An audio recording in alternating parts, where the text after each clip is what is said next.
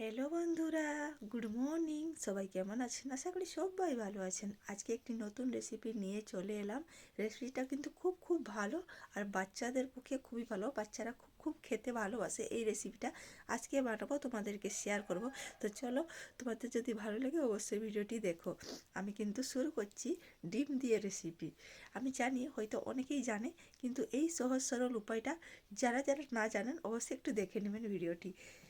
তো চলেন, এইরকম সুন্দর রেসিপি যদি আপনারা বানান তাহলে বাড়িতে তো আপনারা ভাতের সঙ্গে, রুটির সঙ্গে কিংবা পরোটার সঙ্গে খুব সুন্দর করে খেয়ে নিতে পারেন।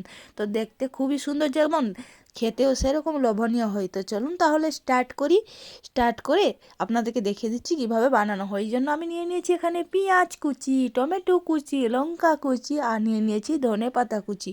তো এরকম কুচিয়ে নেবেন। আমি তিনটে ডিম নিয়েছি, তিনটে ডিম খুব সুন্দর করে ফাটিয়ে নিয়েছি।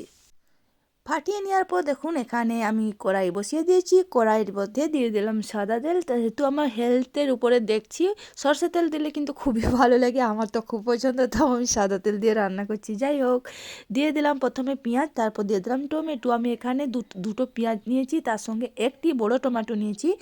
তো চলো, নিয়ে কিন্তু ভালো করে হালকা করে ভেজে নিব, একদম লাল লাল করে ভাজবো না। এর মধ্যে দিয়ে দিলাম একটু জিরে গুঁড়ো, যেহেতু ডিম দিয়ে দিচ্ছি, আর দিয়ে দিলাম একটু লঙ্কার গুঁড়ো, কারণ ডিমের মধ্যে একটু গন্ধ থাকে, তার জন্য জিরে গুঁড়োটা দিলে খুব ভালো হয়। দিয়ে দিলাম কিছুটা লবণ। তো চলুন আর একটু নাড়াচাড়া করে নেব, তারপর দিয়ে দিব ডিম।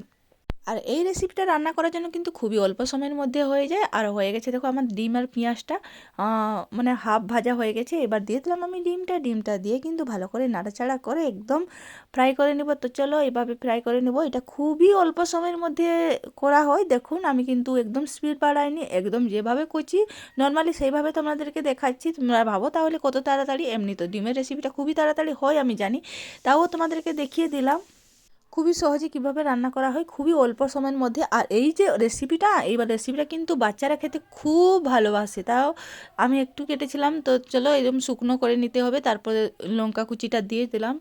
আর লঙ্কা কুচিটা আগে দিলেও ভালো, কারণ ভালো করে মিশে যাবে, বাবু খাবে। আমার ছোট্ট বাবু আছে, আর ছোটো বাবু খেতে প্রচুর পরিমাণে ভালোবাসে, তার জন্য লঙ্কাটা একটু পরে দিলাম, কারণ যেন না মিশে। এইবার দিয়ে দিলাম আমি ধনেপাতার কুচি দিয়ে কিন্তু ভালো করে মিশিয়ে নিলে আমার রেসিপি রেডি, খুব তাড়াতাড়ি হয়ে গেল। এর মধ্যে দিয়ে দিলাম একটু চিকেন মশলা। তোমাদের বাড়িতে যদি চিকেন মশলা থাকে দিবে, না হলে না দিলেও চলবে, কারণ যেহেতু জিরে গুঁড়োটা দেওয়া আছে। তো যাই হোক, আর ধনেপাতা দিলে আর একটা স্মেল আসে। যাই হোক, একটু মশলা দিয়ে দিলাম যেহেতু আমার কাছে ছিল।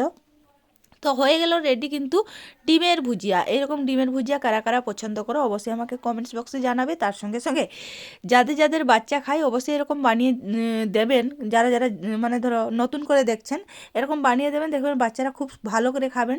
তো বাচ্চাদেরকে খাওয়ানোর জন্য তো কষ্ট, নানা রকমের জিনিস তৈরি করতে হয়, নানা রকমের পদ তৈরি করতে হয়, তাই না?